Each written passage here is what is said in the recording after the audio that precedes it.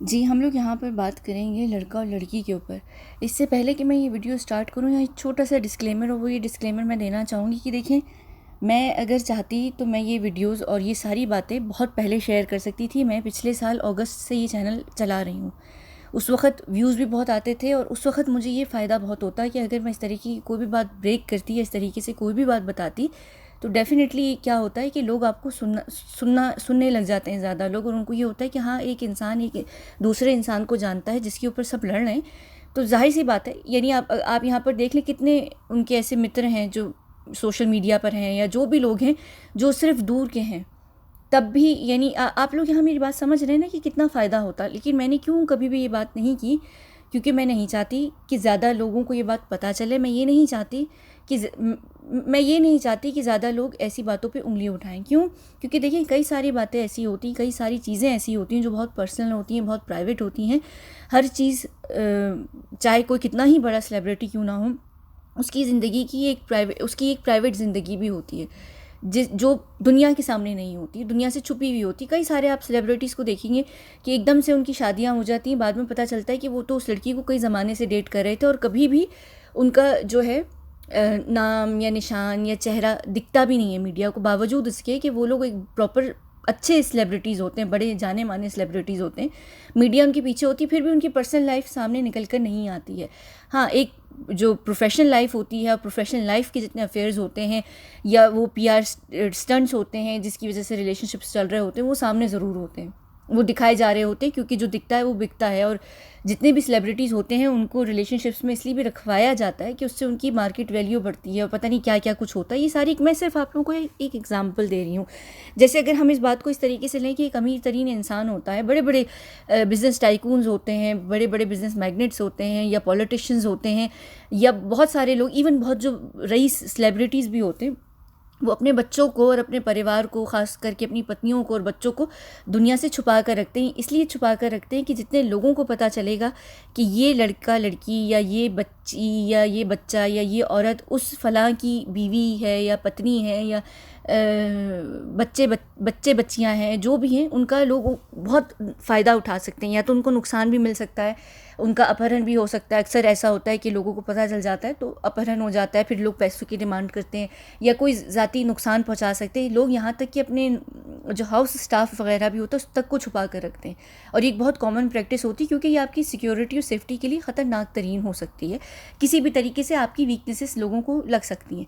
Normally लोग इसलिए लोगों को छुपा कर रखते हैं, अनलेस कि वो इस एज में आ जाए कि या तो उनको अपना फिल्म करियर बनाना है या पॉलिटिशियन बनना है, तो फिर वो आहिस्ता आहिस्ता उनको इंट्रोड्यूस कराने लगते हैं अपने सर्कल में और फिर दुनिया के सामने, ताकि एक उनकी मार्केट वैल्यू बनना शुरू हो। तो यहाँ पर अब मैं जो ये बात कर रही हूँ, और मैं ये जितनी भी आगे बात करूँगी, मैं कोशिश ये करूँगी कि मैं सिर्फ वही बातें करूँ जो प्रोफेशनल लेवल से रिलेटेड होंगी, जो कि एक प्रोफेशनल, जो एक जितना कुछ भी प्रोफेशनल रहकर किया जा सके उतना। हाँ, शायद छोटी मोटी बातें इधर उधर जो मज़े की कोई होंगी या ऐसी कोई भी मेमोरी, वो मैं शायद बीच बीच में ज़रूर शेयर कर दूँ। लेकिन अभी भी जो प्राइवेट लाइफ रहेगी वो प्राइवेट रहेगी। क्यों? क्योंकि ना सिर्फ वो लड़का, शायद हो सकता है कि ये ज़रूर चाहता हो कि कभी एक समय पे आके वो बात ज़रूर ओपन होती या नहीं होती, या जो भी था, वो लड़की कभी नहीं चाहती थी। और उसके ये रीज़न था कि वो लड़की एक प्रोटोकॉल फॉलो करती है, और ख़ास करके जब एक इंसान ऑलरेडी मर चुका हो, उसका दुनिया के सामने आना बहुत ख़तरनाक होता है। मैंने ये भी बताया था कि वो लड़की फुटपाथ वाले भाई की लाइफ के अंदर भी रही है। किस सेंस में रही है, किस स्टेटस से रही है, क्या रही है, वो मैंने नहीं बताया। लेकिन उसके बावजूद कि वो इंसान इतना ज़्यादा मीडिया की नज़र में रहता है, उसके इर्द गिर्द, उसके आगे पीछे लोग जो होते हैं वो तक कैमरा में या मीडिया में दिख जाते हैं। लेकिन हम जैसे जो लोग होते हैं वो बाकायदा तौर पर ट्रेन रहते हैं कि किस तरीके से मीडिया से बचना है। ख़ास करके आजकल इस चीज़ की सबसे ज़्यादा ट्रेनिंग की जाती है। क्यों? क्योंकि ये सोशल मीडिया का दौर है। सोशल मीडिया का ये वो ज़माना है जहाँ पर हर किसी के हाथ में कैमरा है, हर जगह सबूत बनाया जा सकता है, सबूत हाथ में आ जाता है। आपको पता भी नहीं कि आप किन कैमरा से बच रहे हैं और कहाँ दूसरे किसी कैमरा में आपकी तस्वीर क्लिक हो सकती है। लेकिन उसका ये थोड़ा सा फ़ायदा हो जाता है कि अगर हो भी जाती है तो वो एक आम इंसान का होता है। लेकिन जो मीडिया होती है या चैनल्स होते हैं बड़े बड़े, उनके कैमरा में आना या उनकी चीज़ों में आना, मतलब बहुत सारे हज़ार करोड़ लोग आपको देख सकते हैं, कोई भी आपको आइडेंटिफाई कर सकता है, पहचान सकता है। तो इसलिए बेहतर ये होता है कि आप छुपे रहते हैं। इसी वजह से कभी भी एक मरा हुआ इंसान एक ज़िंदा इंसान के साथ अगर वो काम कर रहा है या वो उससे मिल रहा है या कुछ भी कर रहा है, वो तस्वीरें नहीं ले सकते, आप तस्वीर ले भी नहीं सकते, क्योंकि तस्वीर लेने का मतलब है सबूत क्रिएट करना। एक इंसान का मरे हुए इंसान का एक ज़िंदा इंसान के साथ अपनी तस्वीर ले लेना मतलब वो सबूत है कि वो दुनिया के लिए अगर मरा है और उसकी कहीं पे भी तस्वीर दिख रही है या वो कहीं पर भी किसी को दिख रहा है, तो इसका ये मतलब है कि वो एक सबूत बन रहा है इस तरफ कि नहीं, वो इंसान ज़िंदा है, तो फिर वो इंसान मरा क्यों। यहाँ आप लोग को ये चीज़ समझ आ रही है। तो तस्वीरें नहीं हो सकती, कभी भी नहीं हो सकती। इवन कि इस लड़के की भी जाने के बाद अब कभी कोई तस्वीर नहीं आएगी। हाँ, दुनिया के सामने वो लड़का कभी भी नहीं आएगा, लेकिन वो लड़का सामने ज़रूर आएगा, और ये मैं आने वाले दिनों में इसी सीरीज़ के अंदर बात करूँगी कि किस तरीके से वो सामने आएगा और कब आएगा वो सामने। अभी अभी पहला ऑर्बिट हुआ है ना, मैं बताऊंगी कि क्या क्या चीज़ें होंगी। फ़िक्र नहीं कीजिए, ये सीरीज़ अब कंटिन्यू है, जब तक ख़त्म नहीं होंगी, जब तक छोटे छोटे सवालों का जवाब नहीं मिल जाता। अच्छा, सबसे पहले यहाँ पर हम इस क्यूट से लड़के को साइड में करके यहाँ पर शुरू करते हैं, और वो ये बात है कि क्या कहते हैं कि वो लड़का और लड़की ज़ाहिर सी बात है एक दूसरे को जानते थे, बिल्कुल जानते थे, ऐसा हो भी नहीं सकता कि नहीं जानते थे। इसका सबसे पहला जान पहचान का जो वो था क्या कहते हैं मौका, वो ये था कि वो जब लड़की फुटपाथ वाले भाई की इर्द गिर्द थी, उसके सर्कल में थी, तो जाहिर सी बात है कि जब उसके सर्कल में आप होते हैं और आप कर रहे होते हैं, तो उसके सर्कल पर बाकी सबकी बहुत नज़र होती है, क्योंकि उसके सर्कल में हर कोई जाना चाहता है। क्यों? क्योंकि जो उस इंसान फुटपाथ वाले भाई के सर्कल में जाता है, उससे उसका करियर बनना शुरू हो जाता है। तो सारे सेलिब्रिटीज़ होते हैं, छोटे मोटे सेलिब्रिटीज़ होते हैं, या इवन मॉडल्स होती हैं, मिस वर्ल्ड्स होती हैं, मिस इंडिया होती हैं, इवन लड़के मॉडल्स जो होते हैं, जिन्होंने भी करियर बनाना हो, तो उनको होता है कि हम अगर भाई के सर्कल में चले गए तो समझो कोई ना कोई रोल तो हाथ लगेगा, या अगर रोल उनके सर्कल में नहीं तो उनका सर्कल बहुत बड़ा है, वो कहीं ना किसी को रिकमेंड कर देंगे। तो हर किसी की वहाँ शुरू में नज़र होती है, हर कोई शुरू में फुटपाथ वाले भाई को बहुत रिस्पेक्ट करता है। वो बात की बात है कि जब फुटपाथ वाले भाई की हकीकत निकल कर सामने आती है, तो फिर कुछ लोग, उस लड़के जैसे लोग जो हैं, वो पीछे होना शुरू हो जाते हैं, और फिर उनकी ज़िंदगी का वहाँ से कबाड़ा शुरू हो जाता है। ये याद रखिए कि इस पूरे केस के अंदर वो शख्स फुटपाथ वाला बहुत इंपॉर्टेंट है, दोनों को लिंक भी वही करता है, ठीक है ना, लड़का और लड़की को। जाहिर सी बात है कि वो लड़का उस लड़की को पहले उस सर्कल में मूव होते देख चुका था, ठीक है, मैं ये अगली वीडियो में बात करूँगी। अब क्या वो लड़की उस लड़की की एजेंट थी? एजेंट नहीं कहेंगे, लेकिन वो लड़की जो थी उस लड़की की हैंडलर ज़रूर थी। हैंडलर का मतलब ये नहीं है कि वो उसको हैंडल कर रही थी, इसका ये मतलब है कि लड़के के पास जो हैंडलर था वो उसकी हेड थी, ठीक है। मैंने कल भी शायद बात की है कि एक चेन होती है, उस चेन के अंदर हर चेन में बीच में एक ट्रायंगल बनता है, उसी ट्रायंगल के बीच में 3 लोग घूमते हैं, और वो चेन आगे दूसरी हो जाती है, फिर तीन लोग होते हैं, फिर चेन आगे बढ़ती है, लेकिन उस ट्रायंगल से बाहर एक दूसरे को कोई नहीं जानता, ताकि अगर कोई भी आगे को मुश्किल हो ज़िंदगी में तो उनके पास सिर्फ उसी ट्रायंगल तक की इन्फॉर्मेशन हो, पूरी उस चेन की इन्फॉर्मेशन ना हो। ये क्या होता है, होती एक चेन है, लेकिन अगर खुदा ना खास्ता वो चेन टूट जाए तो बाकी की जितने लिंक हैं उस चेन के अंदर, वो उनकी खबर ना पता चल सके। तो ये इस तरीके से किया जाता है। तो समझ लीजिए कि वो पूरा हेड करती थी, करती है, मेरा मतलब है कि वो लड़की हेड करती है इस पूरे डिपार्टमेंट को, जो कि एजेंट्स और हैंडलर को हैंडल करता है, ठीक है, क्योंकि वो ट्रेनिंग भी कराती है और वो सब चीज़ें, तो वो पूरा जो ट्रेनिंग डिपार्टमेंट है उसको वो हेड करती है। अब सबसे पहले क्या हुआ, देखिए यहाँ पर सबसे पहले क्या होता है, सबसे पहले लाइन वाइज अगर हम बात करें तो सबसे पहले फ़ाइल क्रिएट होती है एक इंसान की, जिसको टारगेट का नाम दिया जाता है, हम उसको टारगेट के तौर पर लेते हैं। वो जब तक टारगेट होता है आपका, जब तक वो सब्जेक्ट नहीं बन जाता। सब्जेक्ट इंसान तब बनता है जब वो खुद ऑफिशियली पेपर्स को साइन करता है कि हाँ, मैं अब गवर्नमेंट के साथ मिलकर बतौर एजेंट काम करूँगा, ठीक है। अब इस लड़के को एजेंट कब बनाया गया था, ये मैंने अभी शायद पिछली जो वीडियो की थी कि जिसमें मैंने कहा था कि वो लड़का ज़िंदा, उसके बाद उसमें भी, और उसके बाद मेरे ख्याल से अभी कल या परसों मैंने एक वीडियो की थी, उसमें भी मैंने बताया था कि वो लड़के को एजेंट ऑफिशियली बनाया गया था जब वो अपनी यूनिवर्सिटी में था, वहाँ से उसको निकाला गया था, इसी वजह से उसको वो यूनिवर्सिटी छोड़नी पड़ी थी। जो ऑफिशियली कहा जाता है ना कि वो उसको डांस सीखना था, और वो शामक दावक जो भी थे उनके क्रू को ज्वाइन कर लिया, और उसको बॉलीवुड का चस्का लग गया था, तो वो इसलिए उसने यूनिवर्सिटी छोड़ी।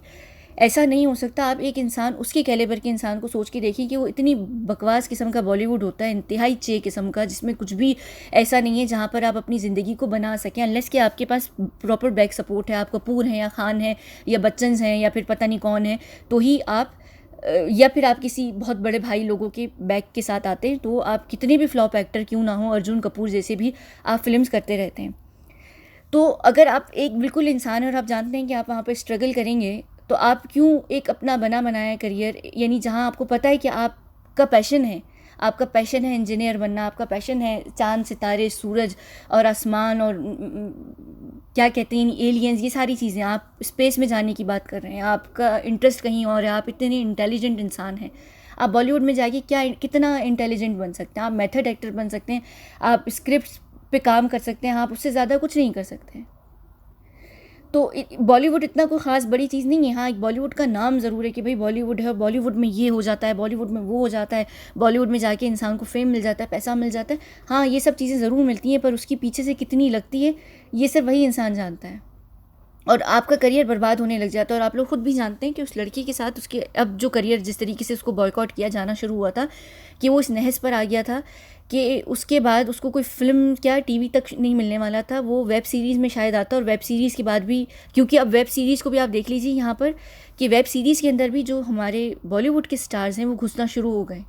अमिताभ हो गए, सॉरी अभिषेक बच्चन हो गए, सैफ अली खान हो गए, इमरान हाशमी, आगे आगे आहिस्ता आहिस्ता और भी सेलिब्रिटीज़ आना शुरू हो जाएंगे बड़े बड़े, क्योंकि उनको पता है कि फ्यूचर जो है वेब सीरीज़ का है। अब सिल्वर स्क्रीन, बड़ा पर्दा, ये जो एक उसका नाम है वो ख़त्म होना शुरू हो जाएगा, क्योंकि आने वाले दिनों में सिनेमास, थिएटर ये सब बंद हो जाएंगे। ज़िंदगी में भी लोगों के पास इतना समय नहीं रहेगा कि वो बाकायदा तौर पर शो जाकर देखें और टाइम रिजर्व कर सकें।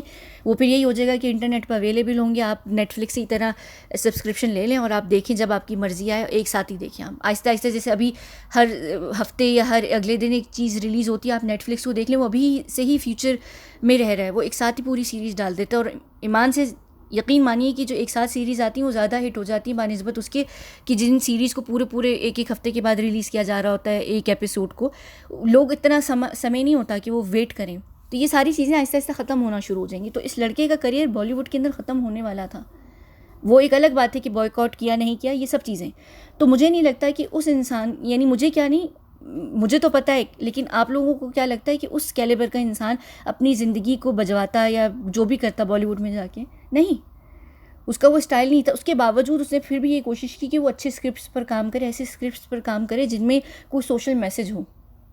और जाहिर सी बात है कि वो क्यों आया, क्यों नहीं आया, क्योंकि उसको भेजा गया था, वो उसके लिए फील्ड थी। जब आप एजेंट होते हैं और आप काम करते हैं गवर्नमेंट के लिए, तो आपको उसी फील्ड में जाकर काम करना पड़ता है दुनिया को दिखाने के लिए। चाहे अब आपको उसमें चाय बेचना पड़ जाए, चाहे आपको स्टॉल लगाना पड़ जाए भेलपूरी का, या आप क्या कहते हैं किसी लॉयर, कोई कुछ भी बन जाए, आप लॉयर बन जाएं, शेफ़ बन जाएं, आप जमादार बन जाएं, कुछ भी बन जाएं, जहाँ की इन्फॉर्मेशन निकालनी है। अगर आपको कचरा जाकर चुनना पड़े ना, अगर आपको किसी डॉन को, किसी माफिया को पकड़ना है जो कचरा सेठ होते हैं, उन तक को हाथ पहुँचना है, तो आप वो भी काम करेंगे। आप घुसेंगे हर उस जगह पर जैसे लड़कियाँ घुसती हैं, प्रोस्टिट्यूट्स बनती हैं, उनको करना पड़ता है।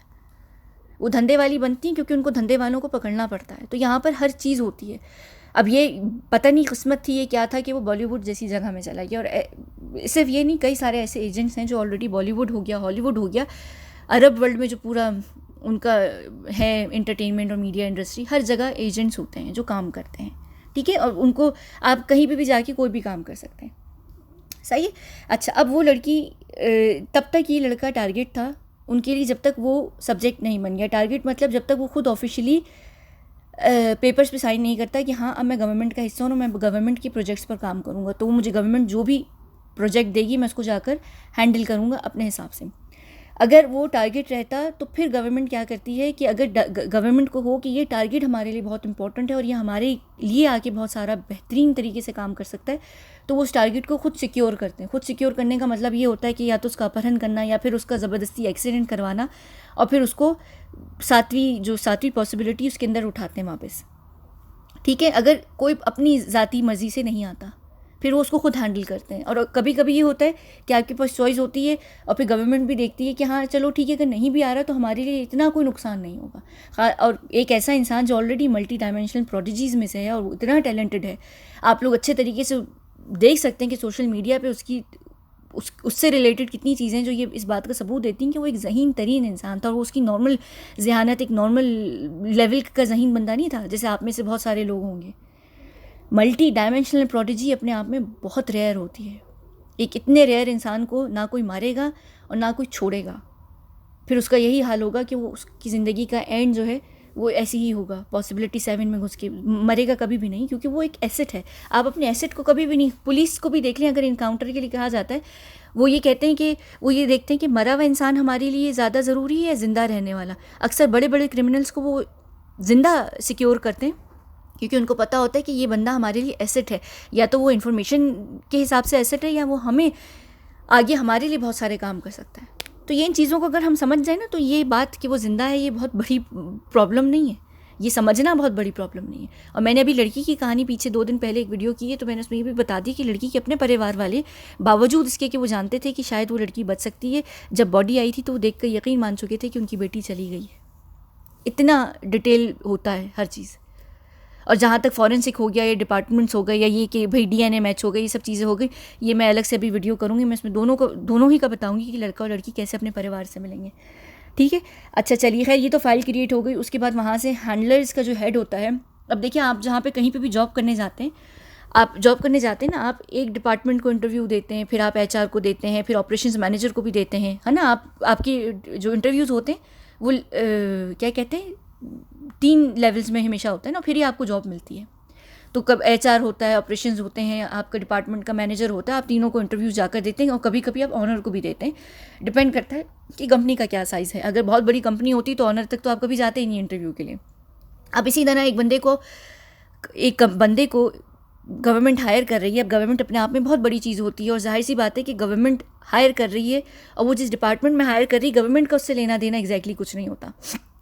तो फिर वहाँ आ जाते हैं, मैं एग्जाम्पल के तौर पर आपको बोलूँगी, ऑपरेशंस मैनेजर, HR मैनेजर, वो जाके देखते हैं कि भाई ये बंदा, उनके साइकोमेट्रिक टेस्ट होते हैं, वो देखते हैं ना कि कोई इतना बड़ा केपेबल है भी कि नहीं है। इवन अगर आप फ़ौज में भी जाते हैं तो आपके पहले कई सारे टेस्ट होते हैं, वो देखते हैं कि आप कितना प्रेशर में रह सकते हैं, आप कैसे काम कर सकते हैं।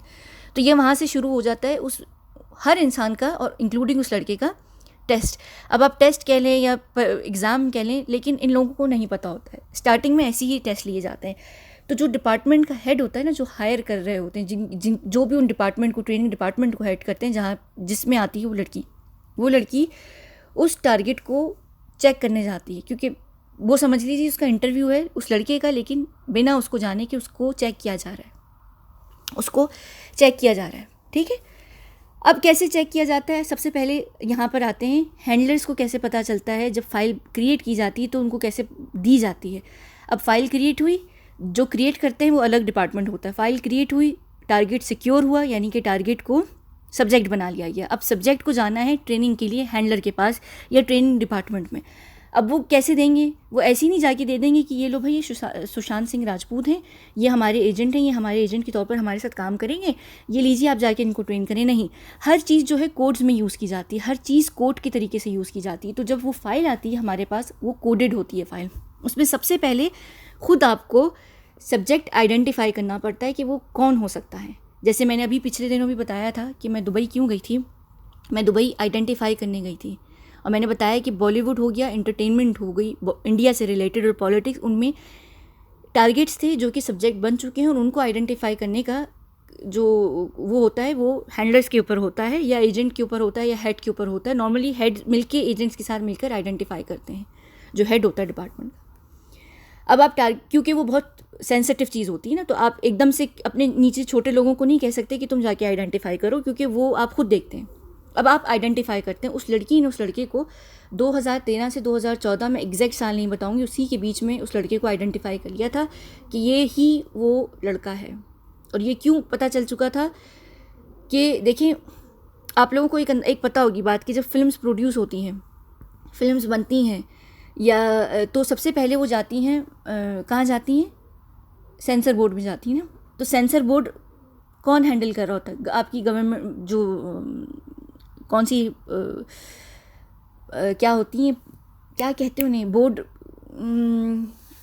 भूल गई मैं, सेंसर बोर्ड का नाम नहीं मैं पूछ रही। यहाँ पे जो पार्टीज़ होती हैं, जो अथॉरिटीज़ होती हैं, खैर उनको पता नहीं, उनका एक नाम होता है ना, जो हैंडल करते हैं। वो देखते हैं ना कि ये फिल्म इस काबिल है कि नहीं, 18+ है, 15+ है, या बिल्कुल एडल्ट है, या उसमें से कौन से सीन रिमूव करने हैं, कौन से हटाने हैं, बड़े पर्दे पे कौन से आ सकते हैं, टीवी पे बिल्कुल कम गंदे अश्लील सीन आ सकते हैं, वेब सीरीज़ में आप सारी सॉफ्ट पॉर्न डाल दें, कोई इशू नहीं है। है ना। इसी तरह एक और चीज़ होती है जो सेंसर बोर्ड देखती है, वो देखती है कि स्टोरी किस तरीके की है, और स्टोरी में कहीं ऐसी बातें तो नहीं लीक की जा रही, या स्टोरी में कुछ ऐसा तो नहीं है कि बड़े बड़े लोग इससे नुकसान में आ सकते हैं। कई सारी चीज़ों पे बोर्ड काम करता है। तो इन बोर्ड्स के अंदर भी एक एक बंदा ऐसा बैठा होता है जो ऑलरेडी या तो पॉसिबिलिटी 7 का हिस्सा होता है या गवर्नमेंट का ऐसा हिस्सा होता है कि वो चीज़ों को चेक कर रहा होता है कि कहीं ऐसी चीज़ तो बिना उसके, हमारी बिना परमिशन की, जितना हम चाह रहे हैं उससे ज़्यादा अगर कोई चीज़ पब्लिक में आ रही है तो आ तो नहीं रही। तो ये जो फिल्म्स होती हैं ये पहले हमारे ही पास आती हैं। कुछ फिल्म्स, हर फिल्म नहीं आती, हर रोमांटिक फिल्म नहीं आ जाएगी। ऐसी फिल्म्स जो ऐसे इश्यूज़ पर होती हैं, ऐसी जगहों पर होती हैं, या जिनमें अगर गवर्नमेंट या पॉलिटिक्स की बात हो रही होती है या क्राइम के ऊपर बात हो रही होती है, तो इस तरीके से कि कहीं ज़्यादा चीज़ें तो नहीं निकल कर आएंगी, तो ये चीज़ें भी आती हैं। फिल्म रिलीज़ होने से कई समय पहले, बहुत टाइम पहले हमारे पास आ जाती है, हम देख लेते हैं कि किस तरीके से फिल्म्स में क्या हो रहा है। जब आपको पहले ही पता होता है कि वो बंदा किस तरीके की फिल्म्स कर रहा है, वो क्या कर रहा है, किस तरीके के सोशल मैसेजेस वो भेज रहा है, क्या कर रहा है, बाकायदा एक प्रॉपर एक सिस्टम होता है जिसके थ्रू आप आइडेंटिफाई करते हैं अपने सब्जेक्ट को। और ये इतना आसान नहीं होता। आप एक चीज़ समझ लीजिए कि घास फूस है और उसके बीच में एक सुई है जिसको आपने ढूंढना है। कि ये समझ लीजिए घास फूस है पूरा बॉलीवुड या पूरा आपका एंटरटेनमेंट इंडस्ट्री या पूरा जो आपका मीडिया सेक्टर है। सो उसमें से एक सुई निकालनी है आपने। तो ये इतना आसान नहीं होता कि आप आराम से आइडेंटिफाई कर सकें। फिर उसका एक प्रोसेस होता है, आप चीज़ों को चेक करते हैं, इसमें फिर वहाँ सारी चीज़ों का एनालिसिस होता है, कोडिंग होती हैं, चीज़ों को डिकोड किया जाता है। आप चेक करते हैं कि वो कौन कौन से चीज़ों को कहाँ कहाँ पर अपने होने का दे रहा है। ठीक है। तो फिर 13 और 14 में उस लड़की ने जब उस लड़की को आइडेंटिफाई किया तो उसके बाद वो क्या करती हैं, वो जाती हैं उनका इंटरव्यू लेने। इनडायरेक्टली उस लड़के को पता नहीं होता है कि वो एक शिक्षा होती है, एग्ज़ाम क्या होता है, शिक्षा ही होती है ना शायद, जो परीक्षा होती है। शिक्षा तो एजुकेशन को कहते हैं, परीक्षा से गुजर रहा है, उसको नहीं पता होता। अब कहाँ पे मिलेंगे, जाहिर सी बात है कि लड़की एक ऐसा स्पॉट अरेंज करेगी जहाँ पर वो जाकर उसका इंटरव्यू ले सकती है इनडायरेक्टली, बिना उसको जाने। तो वो चीज़ें जो हैं वो सिक्योर की जाती हैं, प्लान जो है वो बनाया जाता है, और फिर वहाँ से उस लड़की की परीक्षा स्टार्ट होती है। अब टारगेट से वो मिलने जाएंगी, कहाँ मिलने जाएंगी, क्योंकि ये वीडियो बहुत लंबी हो गई, मैं अगली वीडियो में आप लोगों को बताती हूँ। हाँ, लेकिन जब वो लड़का ऑफिशियली जब वो एजेंट बनता है तो उसको ये कहा जाता है शुरू की बिल्कुल इनिशियल ट्रेनिंग में जो गवर्नमेंट ही देती है कि इस तरह होगा, और अब हम तुम्हें एक हैंडलर देंगे। तो उस हैंडलर से पहले तुम अपने हैंडलर को ऐसे जाके चूज़ नहीं करोगे, ना ही यहाँ गवर्नमेंट ऑफिस में हम तुम्हें और तुम्हारे हैंडलर को फेस टू फेस मिलवाएंगे, नहीं। तुम्हारा हैंडलर खुद आके आएगा तुम्हारे पास, लेकिन उसके लिए तुम्हारे पास कोड्स होने चाहिए। कोड्स शुरू में सिर्फ बहुत इनिशियल ट्रेनिंग होती है, बाकी जो ट्रेनिंग होती है वो फिर आप जब आपका एजेंट आप और हैंडलर आपको मिलकर ट्रेन करते हैं, वो एक ट्रायंगल बनता है, एक एजेंट, एक हैंडलर और एक हेड जो है वो हर चीज़ में होता है। ठीक है। अच्छा, अब क्या हुआ, अब उसको कोड दिया गया, अब कम्युनिकेट करने का कि तुम अपने हैंडलर को कैसे आइडेंटिफाई करोगे, ये उस सब्जेक्ट को दिया जा रहा है। अब वो सब्जेक्ट को एक कोड दिया जाता है, और मैं यहाँ बता देती हूँ क्योंकि हर सब्जेक्ट का एक यूनिक कोड होता है, और वो एक शब्द नहीं होता है, वो 2-3 शब्द होते हैं। मैं यहाँ पर उन 3 शब्दों में से 2 शब्द आप लोगों को यहाँ बता दूँगी। और क्यों बता दूँगी, क्योंकि वो ऑलरेडी यूज़ हो चुका है ना, वो कोड यूज़ हो चुका है, वो कोड हमारे लिए निल हो चुका है, ज़ाया हो चुका है, और मैं उसमें से वैसे भी एक शब्द हटा रही हूँ। मैं 2 बताऊँगी आप लोगों को, अब वो, और फिर मैं आगे जब वीडियो करूँगी तो मैं 2 बता रही हूँ। तो ये एक 3-3 लफ्ज़ों के ना यूनिक कोड्स होते हैं, 3-3। अब आजकल तो आप देखें गूगल मैप पे भी होते हैं। गूगल मैप पे अगर आप लोग जाएँ, कई जगहों पर डायरेक्ट आप अपनी बिल्डिंग का नाम या लोकेशन का नाम लिखने की जगह अगर आपको कोड्स पता हो ना, आप 3 कोड्स डाल दें, जैसे टॉवल डाल दें, टीपॉट डाल दें, और क्या कहते हैं, व्हील डाल दें, तो आप अगर गूगल मैप पे डालेंगे ना आपको एक लोकेशन मिल जाएगी। सही है। तो ये आपको एक, मैं गूगल के हिसाब से बता रही हूँ। तो इसी तरह हर जो सब्जेक्ट होता है उसको 3 कोड्स दिए जाते हैं जो सिर्फ उसके लिए यूनिक होते हैं, बिल्कुल जैसे आपका अपना फिंगरप्रिंट हो गया, दुनिया में किसी से मैच नहीं करता ना। तो वो मैं उसमें से भी सिर्फ 2 शब्द आपको यहाँ बता रही हूँ, गौर कीजिएगा। वो एक था फेदर और दूसरा था मोड ऑफ ट्रांसपोर्ट, और तीसरा जो था वो मैं नहीं बताऊंगी। वो इसलिए भी मैं, हालांकि ऑलरेडी वो यूज़ हो चुके हैं और ख़त्म, क्योंकि वो सब्जेक्ट आइडेंटिफाई हो चुका है, और अब वो सब्जेक्ट वो बहुत आगे की बात निकल गई। सोचें 2013 और 14 के बीच की बात है, तो अब वो कोड तो वैसे भी ख़त्म। और जितने नए एजेंट्स आते हैं हर किसी का अपना यूनिक कोड होता है सब्जेक्ट का अपने हैंडलर को आइडेंटिफाई करना। जहाँ से सब्जेक्ट और जो हैंडलर होते हैं दोनों के बीच स्टार्ट होता है फिर रिलेशनशिप, वो प्रोफेशनल रिलेशनशिप की बात कर रही हूँ मैं यहाँ, एजेंट और हैंडलर की बात कर रही हूँ, हेड की बात नहीं कर रही। ठीक है। अब यहाँ पर हम इस वीडियो को ख़त्म करते हैं, और अगली वीडियो में मैं स्टार्ट करूँगी कि किस तरीके से वो लड़की उस लड़की के पास जाती है, सबसे पहली उनकी मीटिंग कहाँ पर हुई। ठीक है, सही है। चलिए अब हम यहाँ पर ख़त्म करते हैं और फिर हम आते हैं अगली वीडियो से, जिसका नाम मेरा दिल बहुत कर रहा है जब भी मेट करके मैं लिखूँ, पता नहीं क्यों। ठीक है, चलें अभी हम यहाँ पर लड़का लड़की के बाद मिलते हैं अगली वीडियो में। ठीक है, बहुत बहुत शुक्रिया।